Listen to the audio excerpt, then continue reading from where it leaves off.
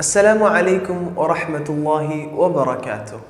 ഇന്ന് നമ്മൾ പഠിക്കാൻ പോകുന്നത് അറബി ഭാഷയിലെ അക്ഷരങ്ങളാണ്. അറബി ഭാഷയിൽ 28 അക്ഷരങ്ങളാണുള്ളത്. 28 അക്ഷരങ്ങൾ അറബി ഭാഷയിലുണ്ട്. അതിൽ ഒന്നാമത്തെ അക്ഷരം അലിഫാണ്.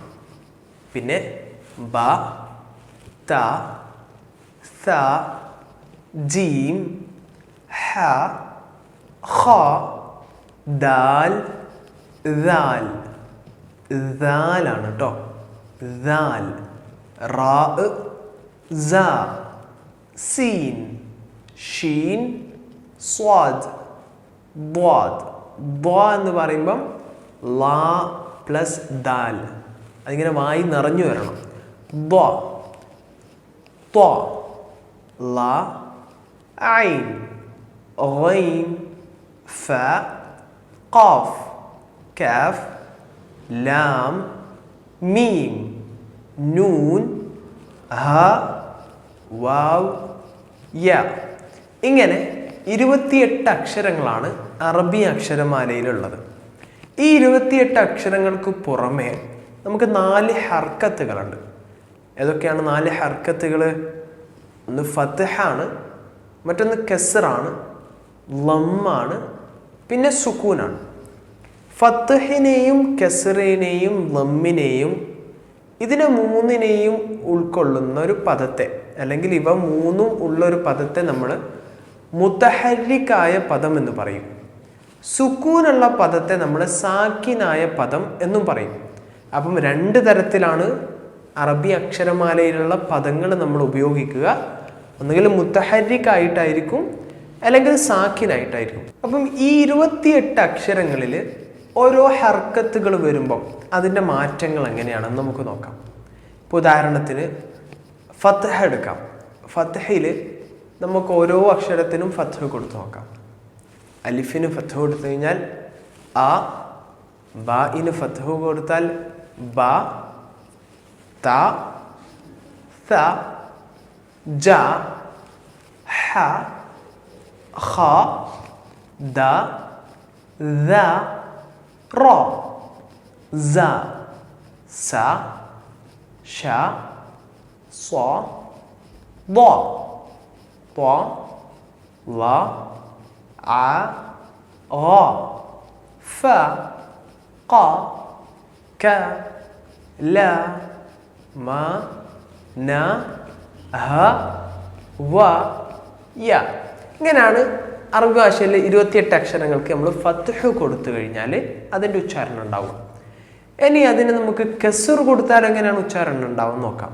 കസ്ർ കൊടുത്തു കഴിഞ്ഞാൽ ഇ, ബി, തി, സി, ജി, ഹി, ഖി, ദി, ദി, രി, സി, സി, ഷി, സ്വി, ദുയ്, തുയ്, ലി, ഐ, ഗി, ഫി, ഖി, കി, ലി, മി, നി, ഹി, വി, യി.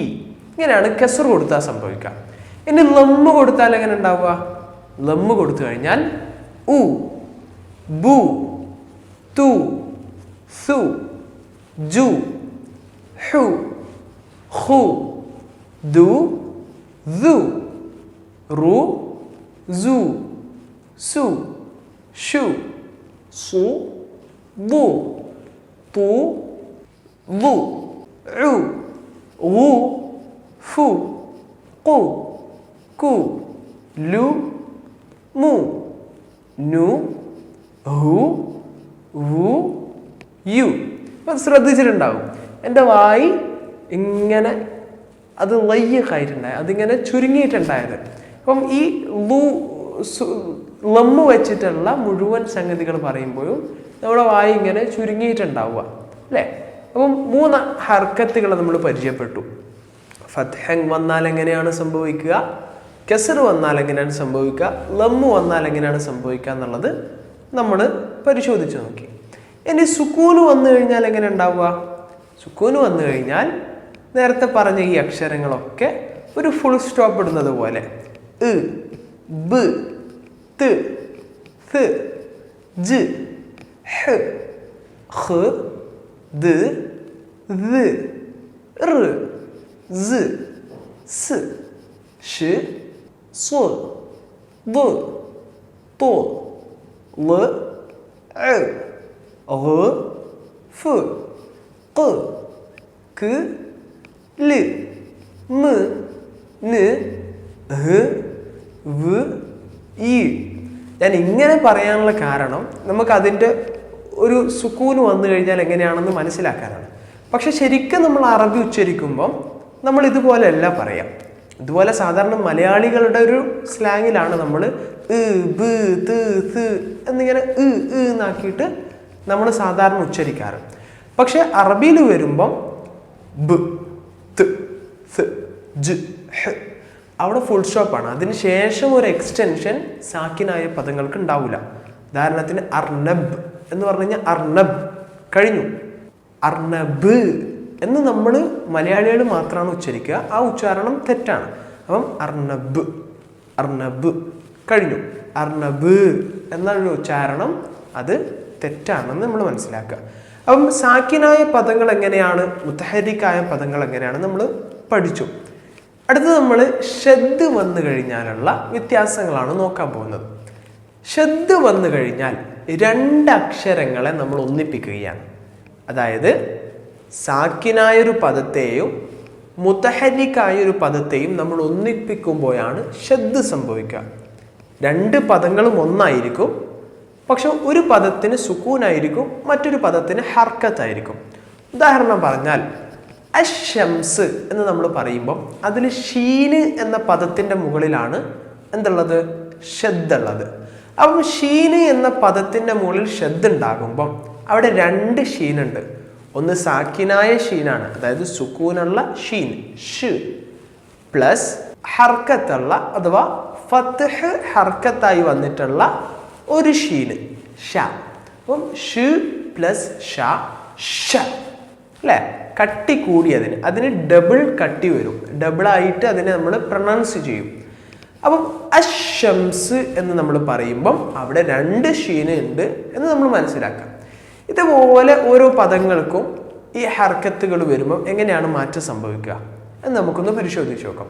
ഉദാഹരണത്തിന് ഫത്ഹോടൊപ്പം ഷദ് വന്നു കഴിഞ്ഞാൽ എങ്ങനെയാണ് അത് ഉച്ചരിക്കുക?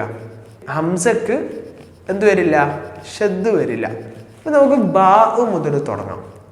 ബ ത സ. ഇതൊക്കെ നേരത്തെ പറഞ്ഞതുപോലെ ഒരു സുക്കൂനുള്ള ബാവും ഹർക്കത്തുള്ള ബാവും കൂടി ചേരുമ്പോഴാണ് ബ എന്ന് സംഭവിക്കുക. അപ്പം ബ ത സ ജ ഹ ഖ. ഖ എന്നൊക്കെ പറയുമ്പോൾ സൂക്ഷിക്കണം. അടുത്തുള്ള ആളെടുത്ത് ചിലപ്പോൾ നമ്മളെ തുപ്പലൊക്കെ തെറിക്കും, നമ്മളെ കഫൊക്കെ ഇളകും. അപ്പം ആ ഒരു മഹ്റജിൽ നിന്നാണ്, ആ ഒരു പോയിന്റിൽ നിന്നാണ് ഇത് ശരിക്ക് പുറത്തേക്ക് വരേണ്ടത്. ശരിക്കും നമ്മുടെ തൊണ്ട അറിയും ഹാക്ക് നമ്മൾ ഷദ്ദിട്ട് പറയുമ്പം. ഹ ദ ദ റ സ സ ഷ സ ദ ത ള അ അ ഫ ക ക. അത് രണ്ടും തമ്മിലുള്ള വ്യത്യാസം മനസ്സിലാക്കണം. ക ഖ. ഒന്ന് ഉള്ളുന്ന് വരികയാണ് ക, മറ്റേത് പുറത്തുനിന്ന് വരികയാണ് ഖ. ല മ ന ഹ വ യ. ഇങ്ങനെയാണ് ഫത്ഹോടൊപ്പം ഷദ് വന്നു കഴിഞ്ഞാൽ സംഭവിക്കുക. ഇനി കസറുള്ള വാക്കിന് ഷദ് വന്നു കഴിഞ്ഞാൽ എങ്ങനെയാണ് ഉണ്ടാവുക? ബി തി സി ജി ഹി ഹി ദി ദി രി സി സി ഷി സ്വി ദി തി ലി ഐ റി ഫി ഖി കി ലി മി നി ഹി വി ഇങ്ങനെയാണ് കസറ് ഷദ്ദും ഒന്നിച്ചു വന്നു കഴിഞ്ഞാൽ നമ്മൾ ഉച്ചരിക്കുക. ഇനി ലമ്മും ഷദ്ദും ഒന്നിച്ചു വന്നു കഴിഞ്ഞാൽ എങ്ങനെയാണ്?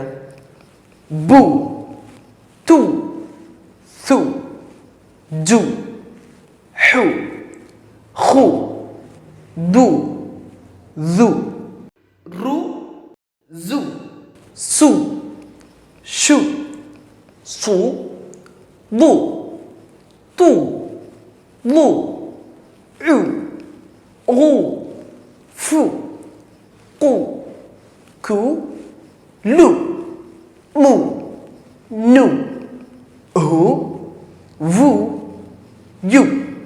ഇപ്പം നമ്മൾ ഈ ഒരു വീഡിയോയിൽ അറബി ഭാഷയിലെ 28 അക്ഷരങ്ങൾ പഠിച്ചു. ഈ 28 അക്ഷരങ്ങളിൽ 2 തരത്തിൽ അക്ഷരങ്ങൾ വരാം. അതൊന്ന് മുതഹരിക്കായിട്ട് അഥവാ ഫത്ഹ്, കസ്ർ, ലമ്മോട് കൂടിയിട്ട് അക്ഷരങ്ങൾ വരാം. മറ്റൊന്ന് സാക്കിനായിട്ട് വരാം അഥവാ സുക്കൂനോട് കൂടി വരാം. ഇങ്ങനെ 2 സംഗതികൾ നമ്മൾ പഠിച്ചു.